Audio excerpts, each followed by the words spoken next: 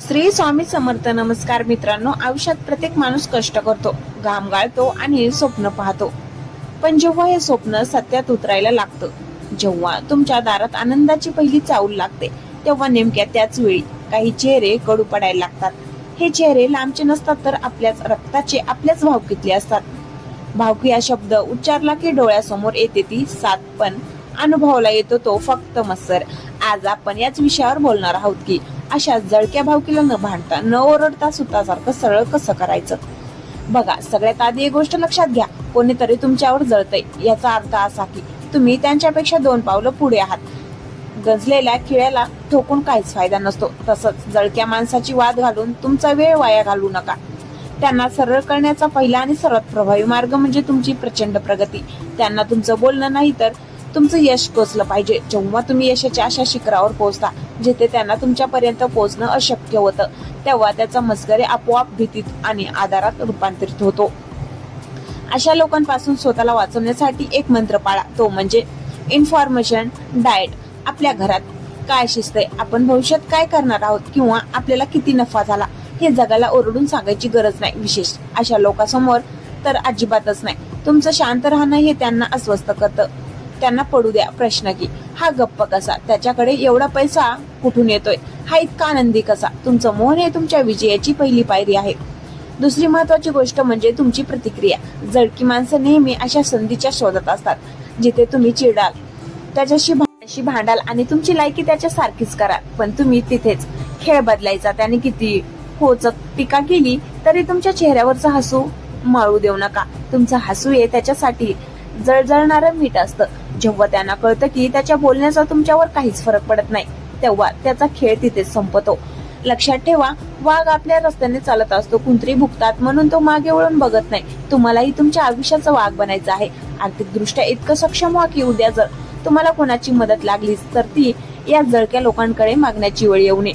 तुमचं स्वावलंबन हीच त्याची सर्वात मोठी हार आहे. शेवटी एकच सांगेन, भावकीला सरळ करण्याच्या नादात स्वतःचं मानसिक आरोग्य बिघडू देऊ नका. आयुष्य खूप सुंदर आहे आणि ते अशा लोकांसाठी रडत बसण्यात घालू नका. जे जळतात त्यांना जळू द्या, कारण जळणारं लाकूड शेवटी राखच होतं.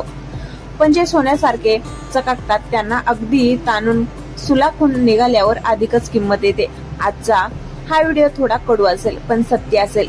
आपल्या प्रत्येकाच्या आयुष्यात काही अशी माणसं असतात ज्यांना आपण भावकी म्हणतो, पण खरं सांगायचं तर ही माणसं तुमच्या सुखामध्ये कमी आणि तुमच्या दुःखात जास्त रस घेतात.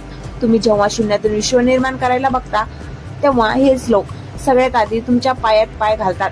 आज आपण बोलणार आहोत की अशा जळक्या वृत्तीच्या लोकांना त्याची जागा कशी दाखवायची. मित्रांनो, ही गोष्ट मनाशी पक्की गाठ बांधून ठेवा. जळणाऱ्या माणसाला सरळ करायचं असेल तर त्याला जाळून खाक करू नका, तर त्याला तुमच्या प्रकाशाने आंधळ करा. अनेकदा आपल्याला वाटतं की त्यांनी आपल्याला टोमणा मारला की आपणही त्याला उलट बोलावं, पण लक्षात ठेवा, चिखलात दगड मारला तर शिंतोडे आपल्याच अंगावर ओढतात. अशा लोकांशी भांडण म्हणजे आपली ऊर्जा वाया घालवणं आहे. त्यांना सरळ करायचं असेल तर सगळ्यात आधी त्यांच्या समोर रडणं बंद करा. तुमच्या अडचणी, तुमचे प्रॉब्लेम्स चुकूनही त्यांच्या समोर मांडू नका, कारण तुमची अडचणी त्यांच्यासाठी मनोरंजनाची बातमी असते. दुसरा मुद्दा, तुमची लाईफस्टाईल. जळक्या भावकीला तुमची गरिबी बघायला आवडते, त्यांना तुमचं फाटके पण बघायला आवडते. मग अशा वेळी काय करायचं, तुमचं राहणीमान सुधारा. तुम्ही किती कमावता यापेक्षा तुम्ही स्वतःला कसं प्रेझेंट करता हे महत्वाचं आहे. तुमचा आत्मविश्वास इतका दांडगा ठेवा की तुम्हाला पाहिल्यावरच त्यांना कळून चुकलं पाहिजे की हा आता पूर्वीचा राहिला नाही. याच्या नादाला लागणं आता सोपं नाही. अशा लोकांसाठी एक जुनी म्हण आहे, कुंत्र भुकते म्हणून इमान थांबत नाही. तुमचं आयुष्य हे ते इमान आहे. त्यांना भुंकू द्या, त्यांना टीका करू द्या. तुमची प्रगती जेव्हा गगनाला भेटते तेव्हा खालून भुंकणाऱ्या लोकांचा आवाज ऐकू येणं बंद होतं. जर तुम्हाला भावकी सुतासारखे सरळ करायचे असेल तर यश मिळवा. असं यश ज्याची बातमी तुमच्या घरातून नाही तर थेट वर्तमानपत्रातून किंवा लोकांच्या तोंडून त्यांच्या कानावर जाईल. जेव्हा ते तुमचं कौतुक करायला मजबूर होतील तेव्हा समजायचं की तुम्ही जिंकलात. आणखीन एक गोष्ट, मवाळ होणं सोडा. लोक तुम्हाला तेव्हाच त्रास देतात जेव्हा त्यांना वाटतं की तुम्ही सहन कराल. जिथे गरज आहे तिथे तुमची ताकद दाखवा. ती ताकद पैशाची असेल, अधिकाराची असेल किंवा तुमच्या ज्ञानाची असेल.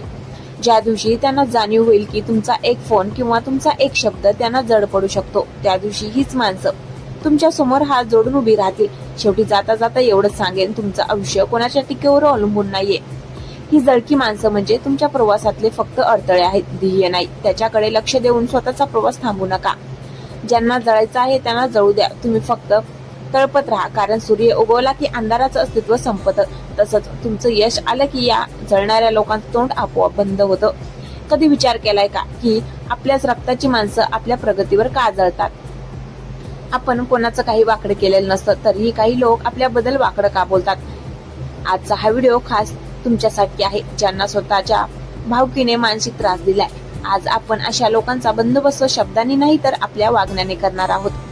मित्रांनो, भावकी शब्दाचा अर्थ खरं तर भावासारखी साथ देणारे असा असायला हवा, पण दुर्दैवाने आज तो भावाच्या प्रगतीवर जळणारे असा झालाय. अशा लोकांना स्वतःसारखं सरळ करण्यासाठी सगळ्यात आधी एक गोष्ट समजून घ्या, मस्कर नेहमी बरोबरीच्या लोकांचा केला जातो. जर कोणी तुमच्यावर जळत असेल तर त्याचा साधा अर्थ आहे की तुमच्याकडे असं काहीतरी आहे जे त्याच्याकडे नाही. त्यामुळे चिडण्यापेक्षा स्वतःवर अभिमान बाळगा. लोकांना वाटतं की त्यांनी टोमणा मारला की आपण चिडावं, त्यांनी अडथळा आणला की आपण रडावं, पण तुम्हाला काय करायचं आहे? तुम्हाला शून्य प्रतिक्रिया द्यायची आहे. ज्या दिवशी तुम्ही या लोकांकडे बघून एक साधं हसू द्याल आणि पुढे निघून जाल त्या दिवशी त्याचा अर्धा पराभव झालेला असेल. जळकी माणसंही त्या कोळशासारखे असतात, जोपर्यंत तो गरम असतो तोपर्यंत तो समोरच्याला जाळतो, पण एकदा का तो विजला की तो फक्त हात काळे करतो. त्यांना त्याच्याच कोळशात जळू द्या, तुम्ही मात्र चंदनासारखी सुगंधी राहा. अशा लोकांना सरळ करण्याचा दुसरा मार्ग म्हणजे तुमच्या कुटुंबाची एकजूट. भावकी तेव्हाच तुमच्या घरात घुसते जेव्हा तिला तुमच्या घरातल्या भेगा दिसतात. तुमच्या पत्नीशी, पतीशी किंवा मुलांशी इतके घट्ट नाते ठेवा की बाहेरच्या कोणत्याही जळक्या व्यक्तीला तुमच्या मनात विष कालवता येणार नाही. जेव्हा तुमचं घर एका किल्ल्यासारखं मजबूत असतं तेव्हा बाहेरची कितीही जळकी भावकी असली तरी ती त्या किल्ल्याला धक्काही लावू शकत नाही. आणि तिसरी महत्वाची गोष्ट, स्वतःला सिद्ध करणं थांबवा. आपल्याला सवय असते की कसा बरोबर आहे त्यांना पटवून देण्याची. नका करू. ज्यांना तुमची चूकच बघायची आहे त्यांना तुमचं सत्य कधीच दिसणार नाही. त्याऐवजी तुमची सगळी ताकद तुमच्या स्वप्नावर खर्च करा. तुमची नवीन गाडी, तुमचं नवीन घर, तुमच्या मुलांचं शिक्षण हे जेव्हा जगासमोर येईल तेव्हा हीच भावकी गुपचूप तुमच्या घरासमोरून मान खाली घालून जाईल. लक्षात ठेवा, चिखलात पडलेला दगड उचलून चिखल साफ होत नाही, तर बाजूने शांतपणे निघून गेल्यावर आपण स्वच्छ राहतो. आजपासून ठरवा, अशा लोकांसाठी एकही मिनिट वाया घालवायचं नाही. तुमचं आयुष्य एक अमूल्य हिरा आहे, तो अशा कचऱ्यासारख्या लोकांसाठी विकू नका. ज्या दिवशी तुम्ही यशाच्या शिखरावर असाल त्या दिवशी ही जळणारी माणसं जगाला सांगत फिरतील की हा आमचाच माणूस आहे, आणि तोच तुमचा सर्वात मोठा विजय असेल. अनेकाचे मला मेसेज आले की मॅडम, भावकी खूप त्रास देते, जगणं मुश्किल केलंय, आता काय करू? तर ऐका, आजचा हा व्हिडिओ तुमच्यासाठी एक वेकअप कॉल आहे. जर लोक तुम्हाला त्रास देत असतील तर त्याचा अर्थ असा आहे की तुम्ही त्यांना तशी परवानगी दिली आहे. आज आपण ही परवानगी कायमची रद्द करणार आहोत. बघा, निसर्गाचा एक नियम आहे, ज्या झाडाला गोड फळ लागतात त्यालाच लोक दगड मारतात. बाबळीच्या झाडाला कोणी दगड मारत नाही. जर तुमची भावकी तुमच्यावर दगड मारत असेल तर समजून जा की तुमच्या आयुष्यात काहीतरी गोड घडतंय. पण याचा अर्थ असा नाही की तुम्ही ते दगड सहन करत राहायचं. आता वेळ आली आहे ती उत्तर देण्याची, पण हाताने नाही तर डोक्याने. जळक्या भावकीला सरळ करण्याचा सगळ्यात मोठा फॉर्म्युला आहे स्ट्रॅटेजिक डिस्टन्स, ठराविक अंतर. अशा लोकांशी इतकं अंतर ठेवा की त्यांना तुमच्या आयुष्यात डोकावण्यासाठी दुर्बीण लावावी लागेल. जेव्हा तुम्ही लोकांसाठी सहज उपलब्ध असता तेव्हा लोक तुमची किंमत करत नाहीत. तुमची व्हॅल्यू वाढवा. कार्यक्रमात गेलात तरी अशा लोकांशी फक्त औपचारिक नमस्कार करा आणि निघून जा. तुमची ही ऍटिट्यूड त्यांना विचार करायला भाग पाडेल की याला आता आमचा फरक का पडत नाहीये. दुसरी गोष्ट, स्वतःचं साम्राज्य उभं करा. लक्षात ठेवा, गरीब माणसाच्या रागाला कोणीही घाबरत नाही, पण श्रीमंत आणि यशस्वी माणसाच्या शांततेची सुद्धा लोकांना भीती वाटते. तुमची सगळी चिडचिड, तुमचा सगळा राग तुमच्या कामात होता. ज्या दिवशी तुमच्या नावाचा डंका वाजेल त्या दिवशी हीच माणसं तुमच्याकडे सल्ला मागायला येतील. हे सुद्धा सारखे सरळ होणं नसतं, तर ही तुमची दहशत असते, आणि कधी कधी अशा लोकांसाठी दहशतच गरजेची असते. तिसरी आणि सर्वात महत्वाची गोष्ट म्हणजे कमकुवत कडी बनू नका. भावकी नेहमी अशाच माणसाला दाबते जो घाबरतो, जो समाजाला घाबरतो किंवा जो आर्थिक दृष्ट्या कच्चा असतो. स्वतःला इतकं मजबूत बनवा की समोरच्याला तुमच्याशी नडताना 10 वेळा विचार करावा लागेल. तुमच्याकडे ज्ञान असेल, पैसा असेल आणि आत्मविश्वास असेल तर जगातील कोणती भावकी तुमचंच केसही वाकडं करू शकणार नाही. मित्रांनो, कोणालाही तुमचं मानसिक शांतता भंग करण्याचा अधिकार देऊ नका.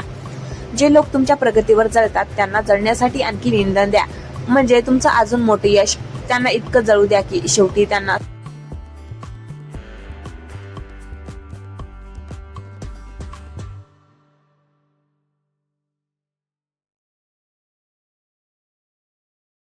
तुम्ही गरुडात उंच उडायला शिका. ही भावकी खालच्या फांदीवरच बसून राहील. आजच ठरवा स्वतःला इतकं मोठं करायचं की जळणाऱ्यांना तुमची सावली मिळवणं सुद्धा कठीण होईल. हा व्हिडिओ त्या मित्राला पाठवा जो भावकीच्या त्रासामुळे त्रस्त आहे. त्याला सांगा तू एकटा नाहीयेस. धन्यवाद.